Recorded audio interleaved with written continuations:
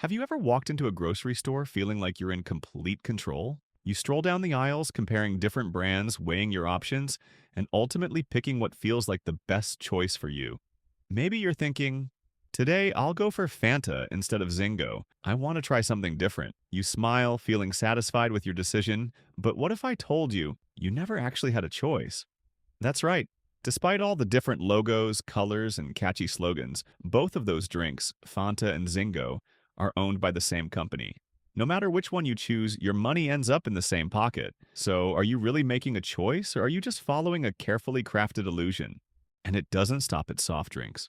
Walk through any supermarket, and you'll find yourself surrounded by a web of subtle manipulations, carefully designed to make you spend more. Every shelf, every sign, every scent. It's all part of a bigger plan to influence your decisions without you even noticing.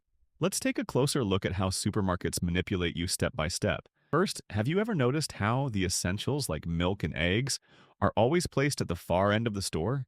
This isn't by chance. Stores force you to walk past dozens of aisles filled with snacks, drinks, and impulse buys before you can even reach what you came for. The longer you're in the store, the more likely you are to make unplanned purchases. Then there's the smell.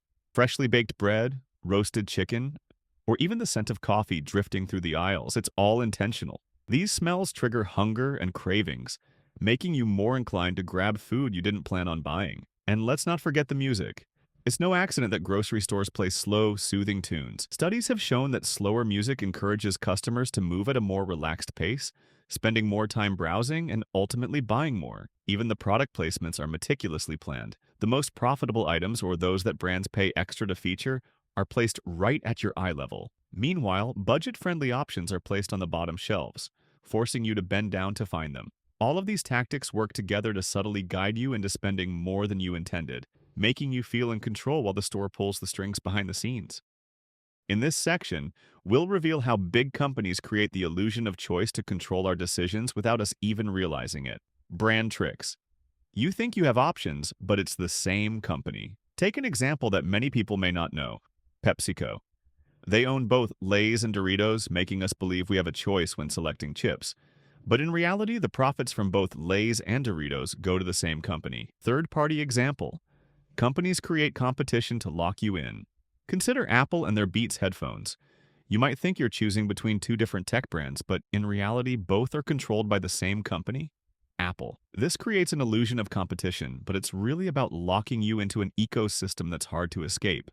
This is something that large companies do all the time to maximize their profits and minimize our choices, and we often fall for it without realizing. Here's a more detailed explanation of the psychology behind why companies want customers to feel like they have a choice, and how this benefits the company rather than the customer. 1. Illusion of freedom. One of the most powerful psychological principles at play is the illusion of freedom.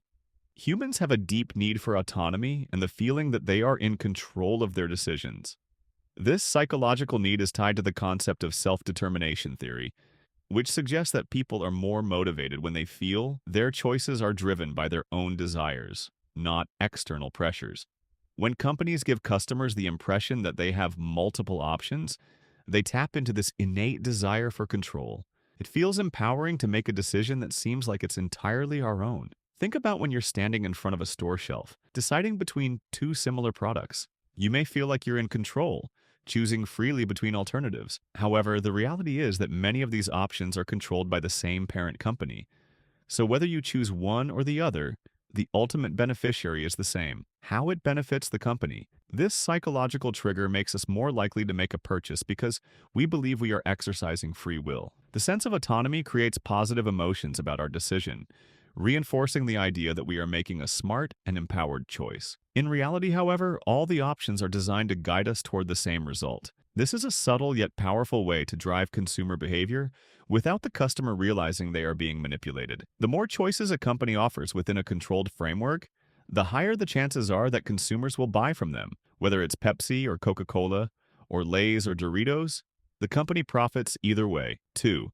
Anchoring and framing. Another psychological principle that companies leverage is the concept of anchoring, which refers to our tendency to rely heavily on the first piece of information we encounter when making decisions. For example, if we first see an expensive product and then a cheaper option, the cheaper product seems like a great deal in comparison. This is called anchoring, how it benefits the company. By controlling what options are presented to the consumer first, companies can use anchoring to make certain products appear more desirable. For instance, when a store displays a high-priced item next to a similar but lower-priced item, the consumer's perception of the value of the second item is altered, even though the price difference may not be as significant.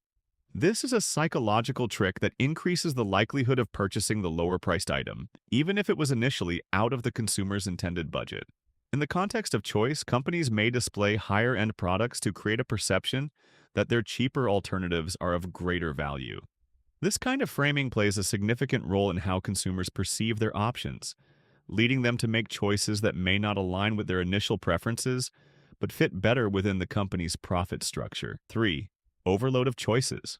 While it may seem counterintuitive, offering too many options can actually lead to decision fatigue and confusion, causing customers to feel overwhelmed.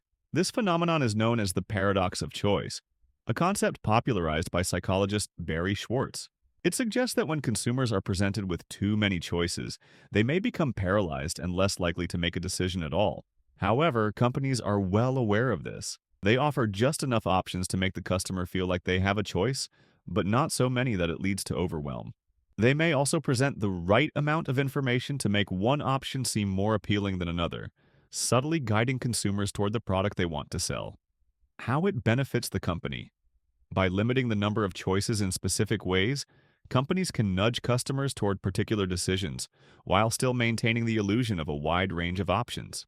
For example, a store may feature a handful of products with slightly different variations of the same brand, e.g., different flavors or sizes, making the customer feel like they are choosing based on their preferences, when in reality, all these choices lead to the same company's bottom line. The illusion of competition. Another psychological tactic companies use is the illusion of competition. When consumers perceive that multiple companies are competing for their business, they feel more empowered to choose the best deal. However, companies often own multiple brands that appear to be competitors in the market, but are actually part of the same corporate family. In the 48 Laws of Power, Law 31 states, "Control the options. Get others to play with the cards you deal." This law emphasizes that true power lies in shaping the choices available to others, making them feel like they have control, while in reality the decision is already preordained. This is exactly what companies do when they create the illusion of choice. They make consumers feel empowered to pick from a variety of options, but those options are carefully crafted to lead to the same outcome, the company's benefit.